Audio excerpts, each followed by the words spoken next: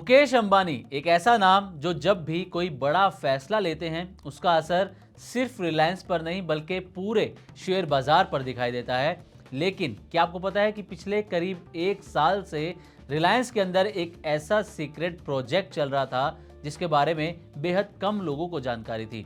इस प्रोजेक्ट का नाम था प्रोजेक्ट जुपिटर। नाम सुनकर ऐसा लग सकता है जैसे कोई स्पेस मिशन हो, लेकिन असल में इसका मकसद था भारत के इतिहास का सबसे बड़ा आईपीओ लॉन्च करना। जी हां, यहां हम बात कर रहे हैं जियो आईपीओ की। सवाल यह है कि आखिर प्रोजेक्ट जुपिटर है क्या? जियो आईपीओ से जुड़े इस प्रोजेक्ट को इतना सीक्रेट क्यों रखा गया? पिछले एक साल में पर्दे के पीछे क्या क्या हुआ? और सबसे बड़ा सवाल, क्या जियो का आईपीओ आम निवेशकों के लिए, रिटेल निवेशकों के लिए भी बड़ा मौका साबित हो सकता है या फिर सिर्फ एक और बड़ी कॉरपोरेट कहानी बनकर रह जाएगा? आज इस पूरी कहानी को A to Z आसान भाषा में समझने की कोशिश करते हैं। तो कहानी की शुरुआत आज से नहीं बल्कि पिछले साल हुई थी। अगस्त 2025 में रिलायंस की एजीएम में ये ऐलान किया गया कि जियो और रिटेल जैसे बड़े बिजनेस को अलग अलग लिस्ट करने की तैयारी चल रही है। इसके बाद बाजार में लगातार चर्चा शुरू हो गई कि जियो का आईपीओ कब आएगा, लेकिन फिर अचानक सब कुछ शांत हो गया। कई महीनों तक कोई बड़ी घोषणा नहीं हुई। लोगों को लगा शायद योजना टल गई, लेकिन असल में पर्दे के पीछे बहुत बड़ी तैयारी चल रही थी और तैयारी चल रही थी प्रोजेक्ट जुपिटर के तहत। अब सवाल आता है कि आखिर प्रोजेक्ट जुपिटर क्या है? तो रिपोर्ट के मुताबिक प्रोजेक्ट जुपिटर कोई नया बिजनेस नहीं है। ये रिलायंस की एक इंटरनल स्ट्रेटेजिक पहल थी जिसका मकसद जियो के आईपीओ की पूरी तैयारी करना था। यानी कि आईपीओ लॉन्च होने से पहले जो भी बड़े फैसले लेने होते हैं, जैसे इन्वेस्टमेंट बैंक्स का सिलेक्शन, कानूनी और नियामकीय तैयारियां, वैल्यूएशन, इन्वेस्टर्स से बातचीत और आईपीओ का पूरा स्ट्रक्चर तैयार करना, इन सब पर इसी प्रोजेक्ट के तहत काम हुआ।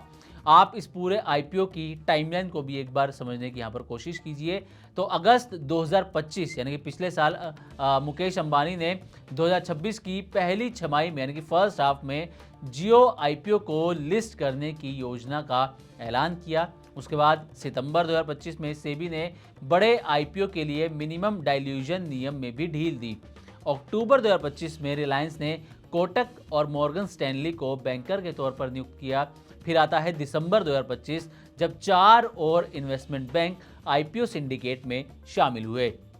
इसके बाद कट टू फरवरी 2026, संशोधित आईपीओ नियमों की अधिसूचना के कारण फाइलिंग में देर हो गई।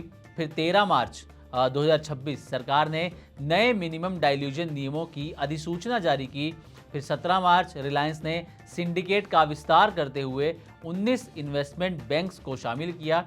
27 मार्च कमजोर बाजार स्थितियों के कारण फाइलिंग को फिर से टाल दिया गया। मई में यानी कि मई 2026 आईपीओ का स्ट्रक्चर ओएफएस से बदलकर प्राइमरी इशुएंस कर दिया गया और फाइनली 19 जून को रिलायंस ने जियो आईपीओ के लिए ड्राफ्ट प्रोस्पेक्टस फाइल कर दिया, यानी कि डीआरएसपी को फाइल कर दिया। अब सबसे दिलचस्प सवाल, आखिर इसे इतना सीक्रेट प्रोजेक्ट क्यों कहा जा रहा है? इसे इतना सीक्रेट क्यों रखा गया? तो वजह साफ है, जब किसी कंपनी का आईपीओ लाखों करोड़ रुपए के वैल्यूएशन से जुड़ा हो तो हर छोटी जानकारी बाजार पर असर डाल सकती है। अगर तैयारियों की जानकारी समय से पहले बाहर आ जाए तो इन्वेस्टर्स की उम्मीदें, शेयरों की कीमत और बाजार की धारणा बदल सकती है। इसलिए ऐसी तैयारियां अक्सर सीमित लोगों के बीच ही रखी जाती हैं। अब बात करते हैं उस दावे की जिसने इस खबर को बड़ा बनाया। कहा जा रहा है कि जियो का आईपीओ भारत का सबसे बड़ा आईपीओ हो सकता है। इसका जो इशू है वो करीब करीब जो अनुमान लगाया जा रहा है 37,000 करोड़ रुपए के आसपास का हो सकता है। इससे पहले जो सबसे बड़ा आईपीओ आया था वो ह्यूंडई मोटर्स इंडिया लेके आई थी, जिसका इशू साइज 27 से 28,000 करोड़ रुपए के बीच में था। लेकिन अब जियो का आईपीओ इसका भी रिकॉर्ड तोड़ सकता है। और जियो प्लेटफॉर्म्स की अगर कुल वैल्यू की यहाँ पर बात करें तो ये 10.5 लाख करोड़ से लेकर 13 लाख करोड़ के बीच का एक अनुमान यहाँ पर लगाया जा रहा है। अब सबसे अहम सवाल, इससे आम निवेशक को या रिटेल निवेशक को क्या फर्क पड़ेगा? तो अगर आईपीओ आता है तो पहली बार आम निवेशकों को सीधे जियो जैसे बड़े डिजिटल बिजनेस में निवेश का मौका मिल सकता है। लेकिन यहाँ एक बात समझना जरूरी है कि बड़ा नाम होने का मतलब ये नहीं कि हर आईपीओ में आंख बंद करके पैसा लगा दिया जाए। निवेश से पहले कंपनी की वैल्यूएशन, कीमत, ग्रोथ और रिस्क को समझना बेहद जरूरी है। तो कुल मिलाकर प्रोजेक्ट जुपिटर सिर्फ एक कोड नेम नहीं बल्कि भारत के सबसे बड़े संभावित आईपीओ की पर्दे के पीछे चली रणनीति का नाम है।